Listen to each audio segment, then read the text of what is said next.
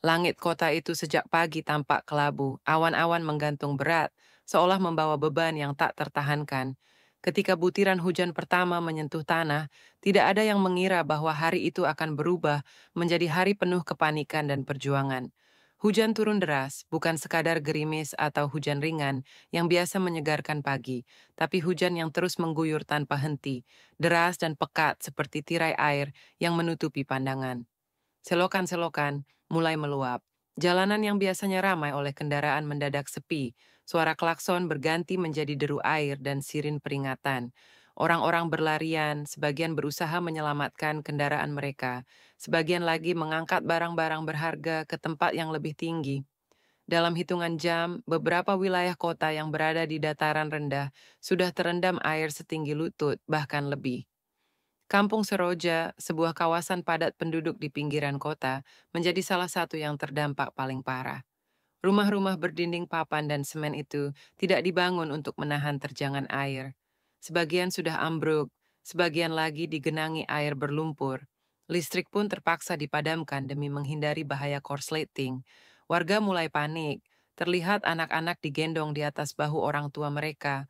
Lansia dipapah dengan payah, sementara arus air makin deras membawa sampah dan ranting pohon. Di tengah kekacauan itu, seorang anggota polisi, Aibda Budi, tetap berada di garis depan. Ia bukan polisi yang baru turun ke lapangan. Puluhan tahun bertugas di satuan kepolisian sektor kota membuatnya terbiasa menghadapi berbagai situasi darurat, namun tetap saja hari itu terasa berbeda. Ini bukan hanya soal banjir, ini tentang bagaimana semua orang menghadapi bencana yang datang tanpa ampun. Dengan jas hujan yang sudah robek di beberapa bagian dan sepatu bot yang tak lagi mampu menahan dingin air, Aibda Budi menyusuri jalanan kampung yang kini telah berubah menjadi sungai kecil.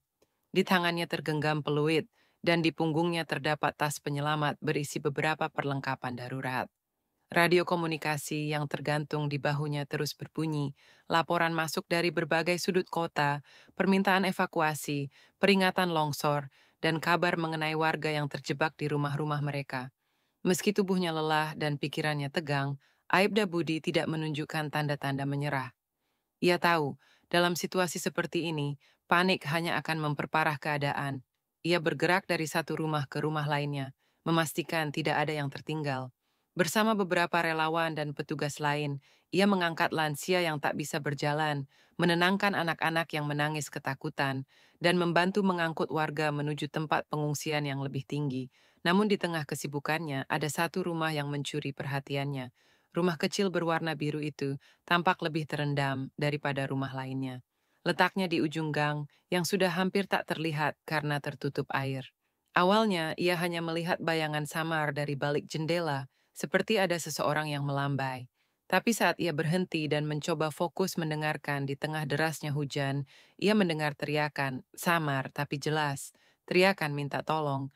Aibda Budi segera memberi isyarat pada rekannya untuk menunggu di titik persimpangan.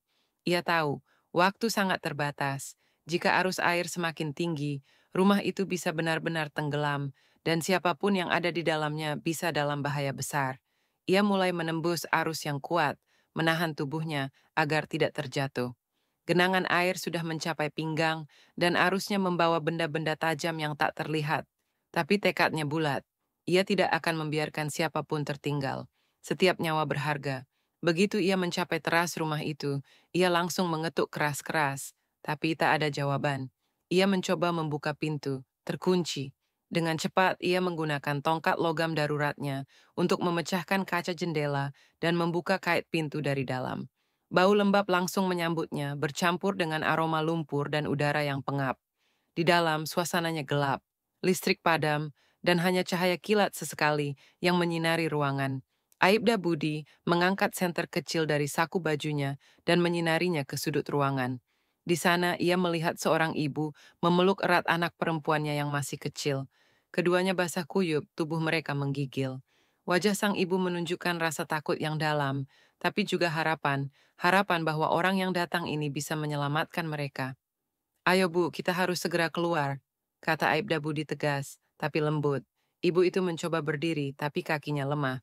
Terlalu lama dalam air, terlalu dingin, terlalu lelah. Sang anak juga terlihat pucat, mungkin karena kedinginan atau syok. Tanpa ragu, Aibda Budi mendekat, meraih sang anak dan membungkusnya dengan jaket pelindung yang ia bawa. Ia memasukkannya ke dalam tas penyelamat khusus anak-anak yang bisa ia gendong di punggung. Ia lalu memapah ibu itu perlahan.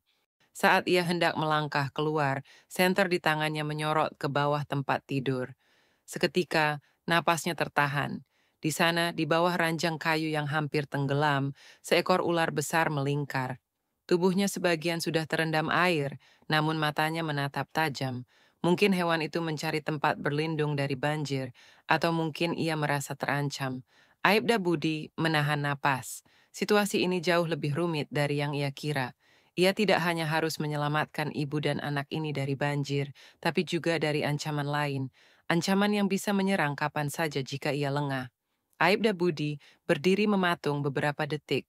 Pandangan matanya tak lepas dari makhluk melata yang berdiam di bawah tempat tidur. Seekor ular sanca besar dan berkilau, tubuhnya membelit setengah kaki ranjang yang nyaris terbenam. Air yang terus naik membuatnya gelisah, dan tatapan mata si ular kini beralih padanya. Si penyusup yang datang membawa cahaya dan suara. Ia menengok ke belakang. Sang ibu masih berdiri gemetar, tubuhnya bersandar pada dinding, sementara sang anak sudah terikat aman dalam tas penyelamat di punggungnya. Tangis si kecil tertahan, bibir mungilnya gemetar menahan dingin. Tak ada waktu banyak. Ular itu mungkin tak menyerang sekarang, tapi bisa saja berubah agresif bila merasa terancam. Terlebih, ruang gerak mereka sempit, dan hanya ada satu jalan keluar, pintu depan yang sudah setengah tertutup air. Dengan gerakan perlahan, Aibda Budi menarik napas panjang. Ia menyadari, dalam situasi genting seperti ini, ketenangan adalah senjatanya yang paling ampuh. Ia tak bisa gegabah. Satu langkah ceroboh, satu suara keras bisa mengubah semuanya jadi bencana. Ia menatap ibu itu dengan tenang, lalu berkata setengah berbisik, "Bu, tetap tenang. Ikuti saya perlahan. Jangan lari, jangan menjerit." Sang ibu mengangguk cepat meski wajahnya pucat pasi. Ia menoleh ke bawah, melihat kilasan tubuh ular itu yang melata pelan di bawah air. Seketika tubuhnya gemetar makin hebat, namun ia mencoba menahan teriakan. Aibda Budi memindahkan posisinya, mengambil tempat di antara ular dan ibu anak tersebut. Ia berjalan mundur, menjaga jarak dari makhluk itu. Setiap langkah dihitung dengan cermat, kaki menapak tanpa suara di air yang dingin. Tangannya masih menggenggam senter, sementara tangan satunya bersiap meraih tongkat baja lipat dari tas di pinggangnya jika sewaktu-waktu dibutuhkan. Tiba di ambang pintu, air sudah mencapai dada. Arus makin kuat dan ia harus menahan tubuhnya agar tidak terdorong. Dengan isyarat ia menarik ibu itu keluar dari rumah, memapahnya perlahan melewati genangan yang berputar seperti pusaran kecil. Belum jauh mereka melangkah, tiba-tiba terdengar suara benda berat jatuh dari dalam rumah. Aibda Budi menoleh cepat. Ranjang itu terguling, dan ular tadi kini muncul di permukaan air, melata keluar mengikuti arah mereka. Naluri melindungi langsung mengambil alih. Ia segera meraih tongkat penyelamat yang terikat di punggung, melepaskannya dengan cepat, lalu berdiri menghadang di antara ular dan dua warga yang ia lindungi. "Bu, cepat jalan ke arah itu, ikuti jalur kayu. Ada petugas lain di sana." Serunya sambil menunjuk ke arah gang yang lebih tinggi, di mana beberapa relawan tampak samar-samar di kejauhan. Sang ibu ragu, tapi akhirnya berjalan tertatih ke arah yang ditunjuk, menembus arus air sambil terus menoleh ke belakang. Ular itu makin mendekat, kepalanya tegak, lidahnya menjulur, merasakan getaran dari air dan udara. Aibda Budi tahu, binatang itu tidak akan menyerang kecuali merasa diserang. Tapi di tengah banjir seperti ini, siapapun yang bergerak bisa dianggap ancaman. Ia harus bertindak, bukan untuk membunuh, tapi untuk mengusirnya sejauh mungkin. Dengan posisi bertahan, Aibda Budi mengayunkan tongkat baja ke arah air di depan ular, menciptakan percikan besar. Ular itu berhenti sejenak, lalu memutar tubuhnya ke samping, melata dalam pola zigzag yang tidak terduga. Kali ini, ia bergerak lebih cepat. Beberapa warga di kejauhan mulai berteriak menunjuk ke arah pergerakan ular. Suasana mendadak jadi panik. Aibda Budi tak ingin ular itu sampai ke gang utama, apalagi ke titik evakuasi. Ia melangkah maju, membelah air dengan seluruh tenaganya, menghalau si ular ke arah berlawanan dengan benturan air dari tongkatnya. Setelah beberapa usaha, akhirnya ular itu berbalik arah dan bergerak menjauh, mengikuti aliran banjir menuju kebun di belakang rumah-rumah warga. Nafas Aibda Budi memburu, bukan hanya karena upayanya tadi, tapi juga karena ketegangan yang menumpuk. Ia tahu, dalam situasi ini, menang bukan berarti melawan. tapi menyelamatkan sebanyak mungkin. Ia segera menyusul sang ibu dan anak yang tadi ia tinggalkan. Di ujung gang, salah satu relawan, Denny, sudah menyambut mereka. Pak Budi, sini, cepat, arus makin deras. Dengan susah payah, Aibda Budi membantu sang ibu naik ke atas rakit darurat dari papan triplek dan ban dalam. Anak yang masih di punggungnya pun diserahkan ke relawan lain yang membungkusnya dengan selimut aluminium foil untuk menjaga suhu tubuh. Ada yang lain di rumah itu? Tanya Deni cepat. Aibda Budi menggeleng, menatap rumah biru yang mulai tak terlihat karena genangan air yang makin tinggi. Cuma mereka berdua, tapi ada ular juga, besar. Sudah saya halau tapi bisa saja balik lagi, harus dipantau. Deni mengangguk cepat lalu memberi kode kepada tim lainnya untuk memperluas perimeter. Beberapa warga lain juga dievakuasi dari rumah-rumah sekitarnya. Suasana tetap mencekam, tapi semangat kerjasama yang terbangun membuat semuanya terasa lebih ringan. Sementara hujan belum menunjukkan tanda akan reda, Aibda Budi duduk sebentar di pinggir gang yang kini seperti dermaga darurat. Napasnya berat, matanya menatap jauh ke arah tempat tadi, ia mempertaruhkan segalanya. Namun sebelum ia sempat beristirahat, radio di bahunya kembali berderak. Pos 3 ke semua unit, ada laporan 2 warga terjebak di rumah dekat pos listrik lama. Kondisi darurat, permintaan bantuan segera. Tanpa ragu, Aibda Budi berdiri. Ia menoleh ke Denny, lalu berkata singkat, "Saya ke sana." Dan kembali, ia melangkah menuju air yang tak bersahabat itu. Hari belum selesai, langkah kaki Aibda Budi kembali bergema pelan di antara gemuruh hujan dan deru air yang terus naik. Meski tubuhnya letih, matanya tetap awas. Tak ada waktu untuk beristirahat. Radio di bahunya masih bergema dengan laporan darurat dari berbagai penjuru. Namun yang sekarang menjadi prioritasnya adalah laporan dari pos 3. 2 warga terjebak di rumah dekat pos listrik lama. Wilayah yang dikenal rawan aliran arus deras dan reruntuhan kabel listrik. Gang menuju lokasi itu nyaris tenggelam. Air sudah mencapai dada, bahkan di beberapa titik mendekati leher. Rumah-rumah di sekitar mulai hanyut, tembok roboh, dan pintu-pintu terbuka lebar, seolah tak lagi mampu menahan tekanan air yang datang dari segala arah. Rintik hujan kini bukan hanya menyakitkan karena dingin, tapi juga karena angin yang mulai menguat. Saat Aibda Budi mendekati lokasi yang disebutkan, ia melihat rumah tua dengan cat tembok yang terkelupas, persis seperti yang dilaporkan. Bagian depannya hampir tenggelam, hanya atap seng, dan sebagian kusen jendela yang terlihat. Ia mendekat sambil berteriak, "Ada orang di dalam, polisi. Tolong beri tanda kalau kalian mendengar saya." Beberapa detik hening, namun kemudian terdengar suara lemah dari dalam, "Pak, tolong, kami di sini." Aibda Budi segera bergerak. Ia mendobrak pintu depan yang nyaris terlepas dari engselnya. Begitu masuk, arus air dari luar menyerbu ke dalam rumah. Ia menahan tubuhnya di balik dinding, mengarahkan senter ke dalam ruangan. Di sudut terlihat seorang pria tua dan remaja laki-laki yang tampaknya cucunya. Mereka berdiri di atas meja makan yang sudah hampir sepenuhnya terendam, berpegangan satu sama lain dengan panik. Namun baru saja Aibda Budi melangkah ke arah mereka, sebuah suara keras menggema dari luar rumah. Suara itu berasal dari tiang listrik tua di pinggir rumah yang tiba-tiba tumbang, kemungkinan karena fondasinya tak kuat lagi menahan tanah yang longsor. Tiang itu jatuh mengenai kabel utama, dan percikan api muncul di udara. Beberapa kabel terputus dan menjuntai ke air yang mengalir di sekitar rumah. "Tidak, jangan sentuh air di dekat kabel," seru Aibda Budi dengan suara lantang. "Ini lebih berbahaya dari ular tadi. Air yang bercampur arus listrik bisa membunuh dalam sekejap. Ia harus berpikir cepat." Ia menengok ke arah dinding belakang, mencari jalur keluar alternatif.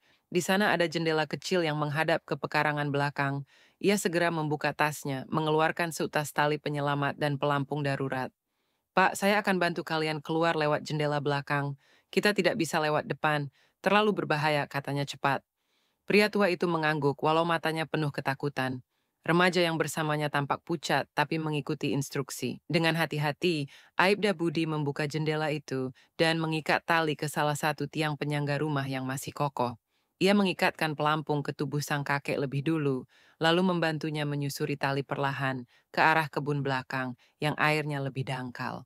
Baru saja, sang kakek hampir sampai di ujung, terdengar suara runtuhan dari dalam rumah. Dinding samping rumah mulai ambruk dan air masuk dengan lebih deras.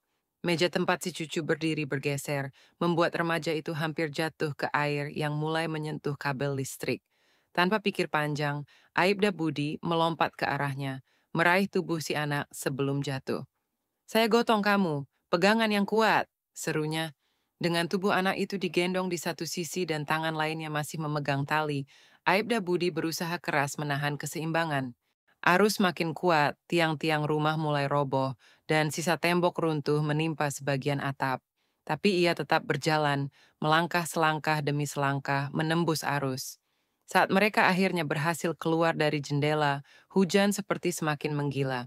Aibda Budi hampir tak bisa membuka matanya karena derasnya hujan dan lumpur yang terbawa arus.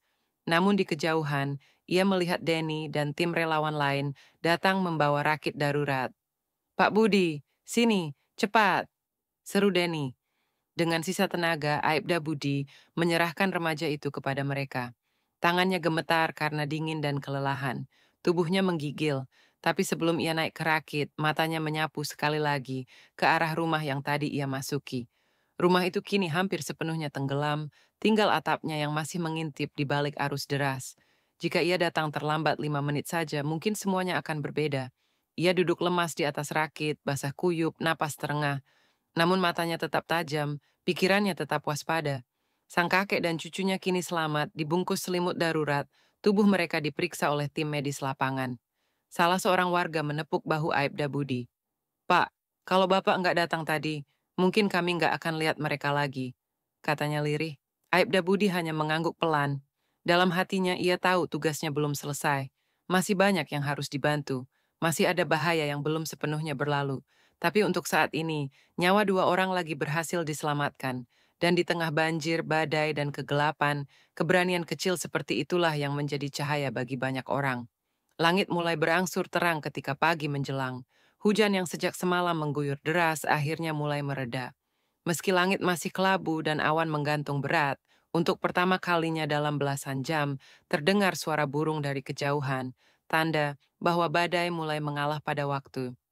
Di pusat evakuasi yang dibangun dari tenda-tenda darurat, Aibda Budi duduk bersandar di dinding kayu yang baru saja didirikan relawan.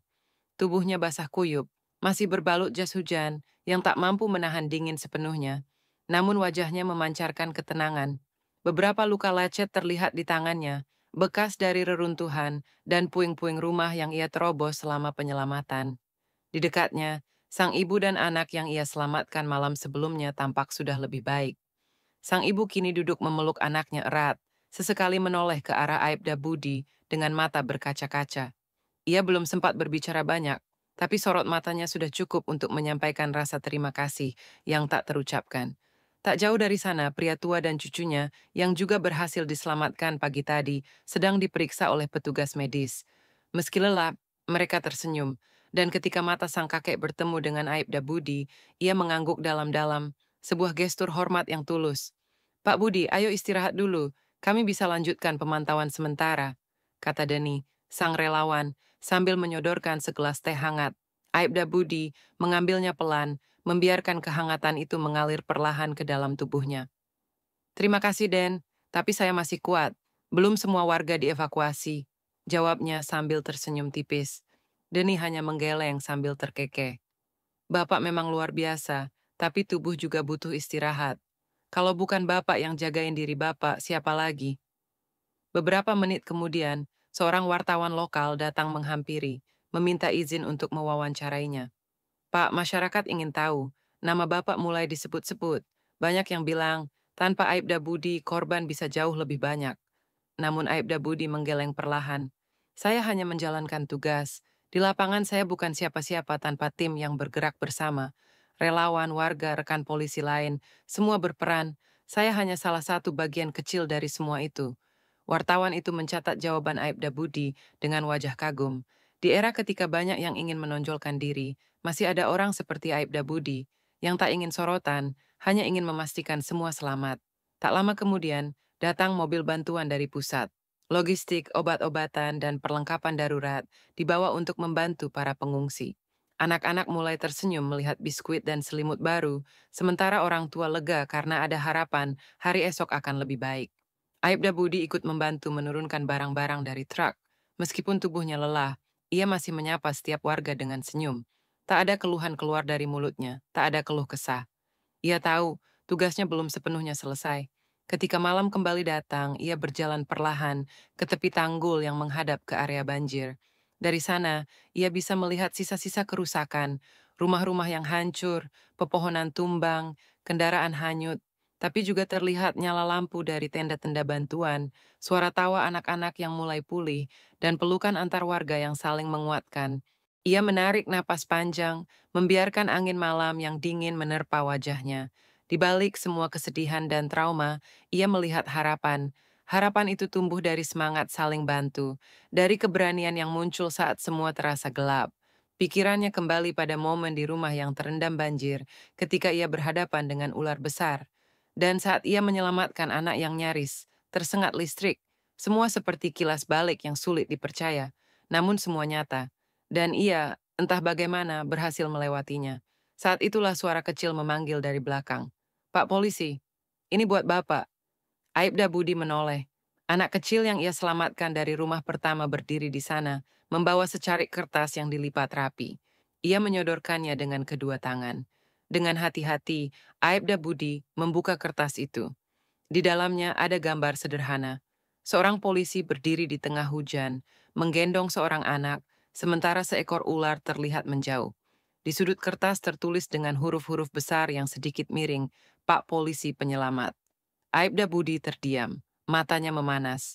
Gambar itu sederhana sekali, namun menyentuh hatinya lebih dari apapun yang pernah ia terima sepanjang karirnya. Ia menatap anak itu dan tersenyum. Terima kasih, Nak. Gambar ini akan Bapak simpan selamanya. Anak itu tersipu, lalu berlari kembali ke ibunya.